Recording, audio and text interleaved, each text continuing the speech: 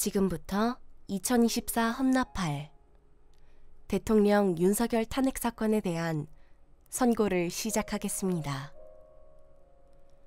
먼저 적법 요건에 관하여 살펴보겠습니다. 이 사건 계엄 선포가 사법심사의 대상이 되는지에 관하여 보겠습니다.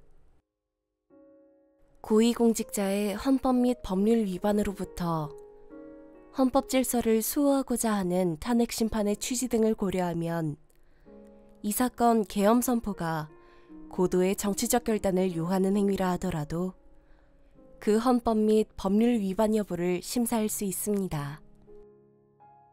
국회 법사위의 조사 없이 이 사건 탄핵소추안을 의결한 점에 대하여 보겠습니다. 헌법은 국회의 소추 절차를 입법에 맡기고 있고 국회법은 법사위 조사 여부를 국회 재량으로 규정하고 있습니다. 따라서 법사위의 조사가 없었다고 하여 탄핵소추 의결이 부적법하다고 볼 수 없습니다. 이 사건 탄핵소추안의 의결이 일사부재의 원칙에 위반되는지 여부에 대하여 보겠습니다. 국회법은 부결된 안건을 같은 회기 중에 다시 발의할 수 없도록 규정하고 있습니다.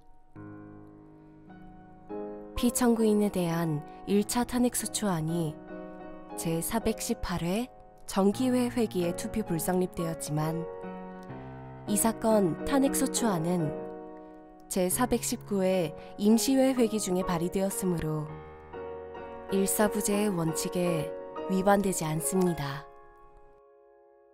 한편 이에 대해서는 다른 회기에도 탄핵소추안의 발의 횟수를 제한하는 입법이 필요하다는 재판관 정영식의 보충 의견이 있습니다. 이 사건 계엄이 단시간 안에 해제되었고 이로 인한 피해가 발생하지 않았으므로 보호이익이 흠결되었는지 여부에 대하여 보겠습니다. 이 사건 계엄이 해제되었다고 하더라도 이 사건 계엄으로 인하여 이 사건 탄핵 사유는 이미 발생하였으므로 심판의 이익이 부정된다고 볼 수 없습니다. 소추 의결서에서 내란죄 등 형법 위반 행위로 구성하였던 것을 탄핵 심판 청구 이후에 헌법 위반 행위로 포섭하여 주장한 점에 대하여 보겠습니다. 기본적 사실관계는 동일하게 유지하면서 적용법 조문을 철회 변경하는 것은 소추 사유의 철회 변경에 해당하지 않으므로 특별한 절차를 거치지 않더라도 허용됩니다.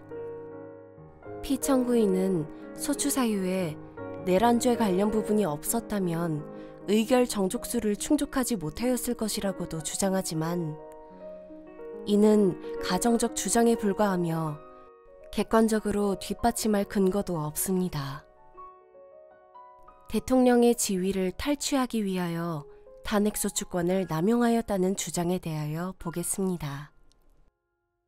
이 사건 탄핵소추안의 의결 과정이 적법하고 피소추자의 헌법 또는 법률 위반이 일정 수준 이상 소명되었으므로 탄핵소추권이 남용되었다고 볼 수 없습니다. 그렇다면 이 사건 탄핵심판 청구는 적법합니다. 한편 증거법칙과 관련하여 탄핵심판 절차에서 형사소송법상 전문법칙을 완화하여 적용할 수 있다는 재판관 이미선, 김영두의 보충 의견과 탄핵심판 절차에서 앞으로는 전문법칙을 보다 엄격하게 적용할 필요가 있다는 재판관 김복형, 조한창의 보충 의견이 있습니다. 다음으로 피청구인이 직무집행에 있어 헌법이나 법률을 위반하였는지, 피청구인의 법위반 행위가 피청구인을 파면할 만큼 중대한 것인지에 관하여 살펴보겠습니다. 우선 소추 사유별로 살펴보겠습니다. 이 사건 계엄 선포에 관하여 보겠습니다.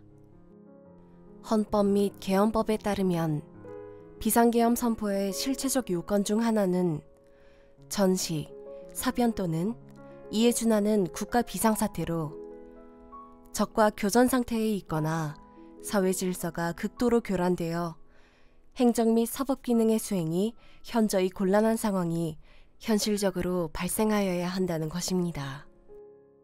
피청구인은 야당이 다수 의석을 차지한 국회의 이례적인 탄핵소추 추진, 일방적인 입법권 행사 및 예산삭감 시도 등의 전횡으로 인하여 위와 같은 중대한 위기 상황이 발생하였다고 주장합니다.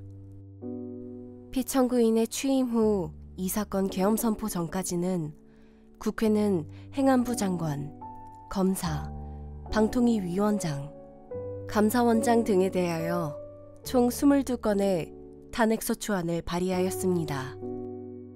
이는 국회가 탄핵소추 사유의 위헌, 위법성에 대해 숙고하지 않은 채 법 위반의 의혹에만 근거하여 탄핵 심판 제도를 정부에 대한 정치적 압박 수단으로 이용하였다는 우려를 낳았습니다.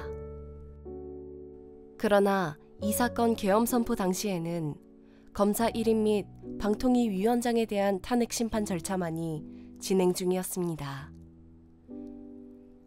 피청구인이 야당이 일방적으로 통과시켜 문제가 있다고 주장하는 법률안들은 피청구인이 제의를 요구하거나 공포를 보류하여 그 효력이 발생되지 않은 상태였습니다.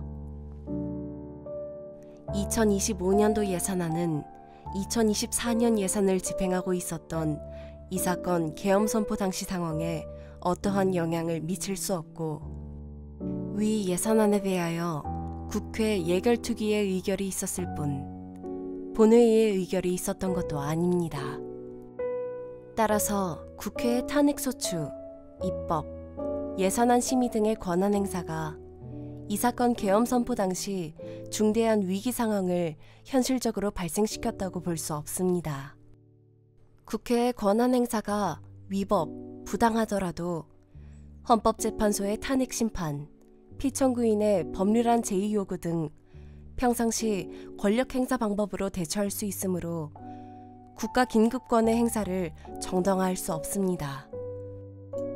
피청구인은 부정선거 의혹을 해소하기 위하여 이 사건 계엄을 선포하였다고도 주장합니다. 그러나 어떠한 의혹이 있다는 것만으로 중대한 위기 상황이 현실적으로 발생하였다고 볼 수는 없습니다. 또한 중앙선관위는 제22대 국회의원 선거 전에 보안 취약점에 대하여 대부분 조치하였다고 발표하였으며, 사전 우편 투표함 보관 장소 CCTV 영상을 24시간 공개하고 개표 과정에 수검표 제도를 도입하는 등의 대책을 마련하였다는 점에서도 피청구인의 주장은 타당하다고 볼 수 없습니다. 결국 피청구인이 주장하는 사정을 모두 고려하더라도 피청구인의 판단을 객관적으로 정당화할 수 있을 정도의 위기 상황이 이 사건 계엄 선포 당시 존재하였다고 볼 수 없습니다. 헌법과 계엄법은 비상계엄 선포의 실체적 요건으로 병력으로서 군사상의 필요에 응하거나 공공의 안녕 질서를 유지할 필요와 목적이 있을 것을 요구하고 있습니다. 그런데 피청구인이 주장하는 국회의 권한 행사로 인한 국정마비 상태나 부정선거 의혹은 정치적, 제도적, 사법적 수단을 통하여 해결해야 할 문제이지 병력을 동원하여 해결할 수 있는 것이 아닙니다. 피청구인은 이 사건 계엄이 야당의 전횡과 국정 위기 상황을 국민에게 알리기 위한 경고성 계엄 또는 호소형 계엄이라고 주장하지만 이는 계엄법이 정한 계엄 선포의 목적이 아닙니다. 또한 피청구인은 계엄 선포에 그치지 아니하고 군경을 동원하여 국회의 권한 행사를 방해하는 등의 헌법 및 법률 위반 행위로 나아갔으므로 경고성 또는 호소형 계엄이라는 피청구인의 주장을 받아들일 수가 없습니다. 그렇다면 이 사건 계엄 선포는 비상계엄 선포의 실체적 요건을 위반한 것입니다. 다음으로 이 사건 계엄 선포가 절차적 요건을 준수하였는지에 관하여 보겠습니다. 계엄의 선포 및 계엄사령관의 임명은 국무회의의 심의를 거쳐야 합니다. 피청구인이 이 사건 계엄을 선포하기 직전에 국무총리 및 9명의 국무위원에게 계엄 선포의 취지를 간략히 설명한 사실은 인정됩니다.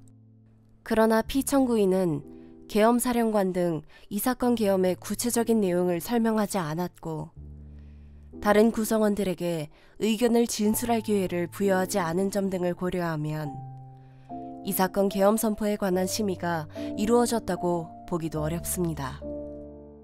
그 외에도 피청구인은 국무총리와 관계 국무위원이 비상계엄 선포문에 부서하지 않았음에도 이 사건 계엄을 선포하였고 그 시행 일시, 시행 지역 및 계엄 사령관을 공고하지 않았으며 지체 없이 국회에 통고하지도 않았으므로 헌법 및 계엄법이 정한 비상계엄 선포의 절차적 요건을 위반하였습니다. 국회에 대한 군경 투입에 관하여 보겠습니다. 피청구인은 국방부 장관에게 국회에 군대를 투입할 것을 지시하였습니다. 이에 군인들은 헬기 등을 이용하여 국회 경내로 진입하였고 일부는 유리창을 깨고 본관 내부로 들어가기도 하였습니다.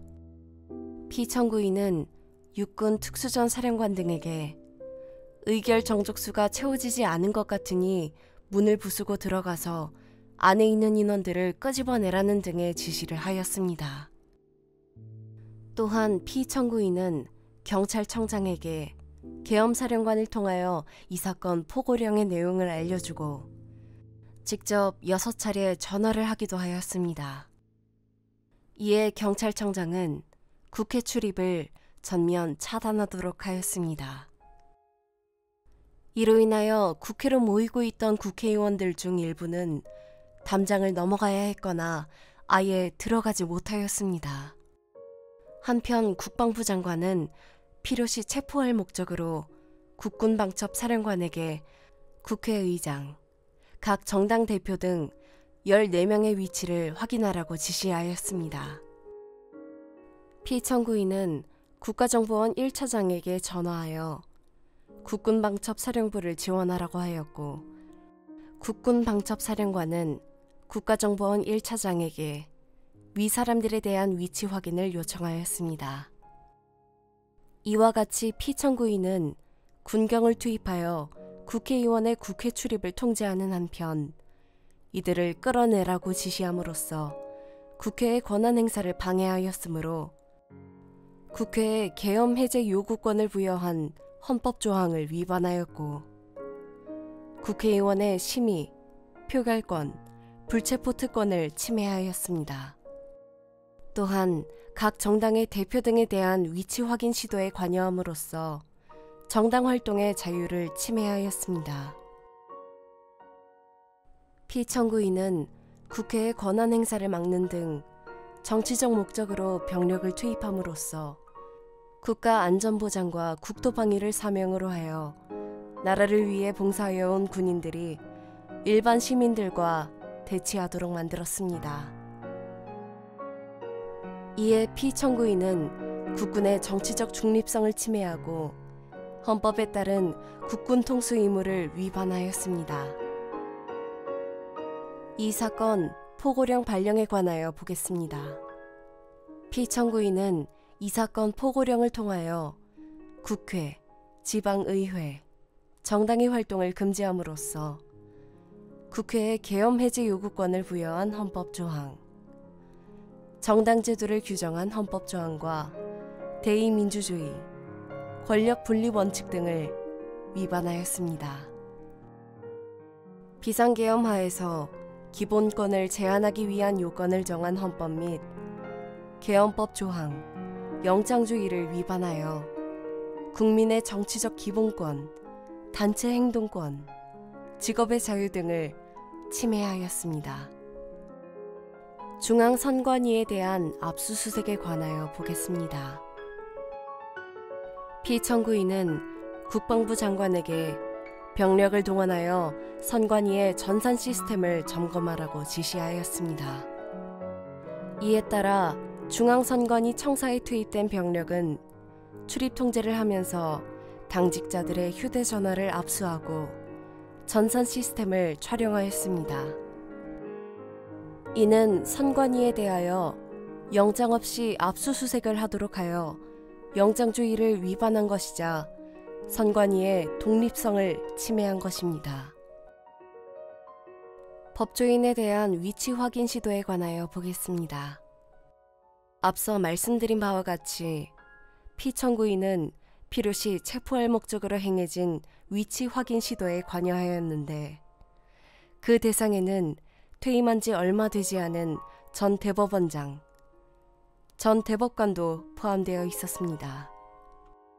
이는 현직 법관들로 하여금 언제든지 행정부에 의한 체포 대상이 될 수 있다는 압력을 받게 하므로 사법권의 독립을 침해한 것입니다. 지금까지 살펴본 피청구인의 법 위반 행위가 피청구인을 파면할 만큼 중대한 것인지에 관하여 보겠습니다. 피청구인은 국회와의 대립 상황을 타개할 목적으로 이 사건 계엄을 선포한 후 군경을 투입시켜 국회의 헌법상 권한 행사를 방해함으로써 국민 주권주의 및 민주주의를 부정하고 병력을 투입시켜 중앙선관위를 압수수색하도록 하는 등 헌법이 정한 통치구조를 무시하였으며 이 사건 포고령을 발령함으로써 국민의 기본권을 광범위하게 침해하였습니다. 이러한 행위는 법치국가 원리와 민주국가 원리의 기본 원칙들을 위반한 것으로서 그 자체로 헌법 질서를 침해하고 민주공화정의 안정성에 심각한 위해를 끼쳤습니다. 한편 국회가 신속하게 비상계엄 해제 요구 결의를 할 수 있었던 것은 시민들의 저항과 군경의 소극적인 임무수행 덕분이었으므로 이는 피청구인의 법 위반에 대한 중대성 판단에 영향을 미치지 않습니다. 대통령의 권한은 어디까지나 헌법에 의하여 부여받은 것입니다. 피청구인은 가장 신중히 행사되어야 할 권한인 국가 긴급권을 헌법에서 정한 한계를 벗어나 행사하여 대통령으로서의 권한 행사에 대한 불신을 초래하였습니다. 피청구인이 취임한 이래 야당이 주도하고 이례적으로 많은 탄핵 소추로 인하여 여러 고위공직자의 권한 행사가 탄핵 심판 중 정지되었습니다. 2025년도 예산안에 관하여 헌정사상 최초로 국회 예산결산특별위원회에서 증액 없이 감액에 대해서만 야당 단독으로 의결하였습니다. 피청구인이 수립한 주요 정책들은 야당의 반대로 시행될 수 없었고 야당은 정부가 반대하는 법률안들을 일방적으로 통과시켜 피청구인의 제의 요구와 국회의 법률안 의결이 반복되기도 하였습니다. 그 과정에서 피청구인은 야당의 전횡으로 국정이 마비되고 국익이 현저히 저해되어 가고 있다고 인식하여 이를 어떻게든 타개하여야만 한다는 막중한 책임감을 느끼게 되었을 것으로 보입니다. 피청구인이 국회의 권한 행사가 권력 남용이라거나 국정마비를 초래하는 행위라고 판단한 것은 정치적으로 존중되어야 합니다. 그러나 피청구인과 국회 사이에 발생한 대립은 일방의 책임에 속한다고 보기 어렵고 이는 민주주의 원리에 따라 해소되어야 할 정치의 문제입니다. 이에 관한 정치적 견해의 표명이나 공적 의사결정은 헌법상 보장되는 민주주의와 조화될 수 있는 범위에서 이루어져야 합니다. 국회는 소수 의견을 존중하고 정부와의 관계에서 관용과 자제를 전제로 대화와 타협을 통하여 결론을 도출하도록 노력하였어야 합니다. 피청구인 역시 국민의 대표인 국회를 협치의 대상으로 존중하였어야 합니다. 그럼에도 불구하고 피청구인은 국회를 배제의 대상으로 삼았는데 이는 민주정치의 전제를 허무는 것으로 민주주의와 조화된다고 보기 어렵습니다. 피청구인은 국회의 권한 행사가 다수의 횡포라고 판단했더라도 헌법이 예정한 자구책을 통해 견제와 균형이 실현될 수 있도록 하였어야 합니다. 피청구인은 취임한 때로부터 약 2년 후에 치러진 국회의원 선거에서 피청구인이 국정을 주도하도록 국민을 설득할 기회가 있었습니다. 그 결과가 피청구인의 의도에 부합하지 않더라도 야당을 지지한 국민의 의사를 배제하려는 시도를 하여서는 안 되었습니다. 그럼에도 불구하고 피청구인은 헌법과 법률을 위반하여 이 사건 계엄을 선포함으로써 국가 긴급권 남용의 역사를 재현하여 국민을 충격에 빠뜨리고 사회, 경제, 정치, 외교 전 분야에 혼란을 야기하였습니다. 국민 모두의 대통령으로서 자신을 지지하는 국민을 초월하여 사회 공동체를 통합시켜야 할 책무를 위반하였습니다. 군경을 동원하여 국회 등 헌법기관의 권한을 훼손하고 국민의 기본적 인권을 침해함으로써 헌법 수호의 책무를 저버리고 민주공화국의 주권자인 대한민국의 신임을 중대하게 배반하였습니다. 결국 피청구인의 위헌, 위법 행위는 국민의 신임을 배반한 것으로 헌법 수호의 관점에서 용납될 수 없는 중대한 법 위반 행위에 해당합니다.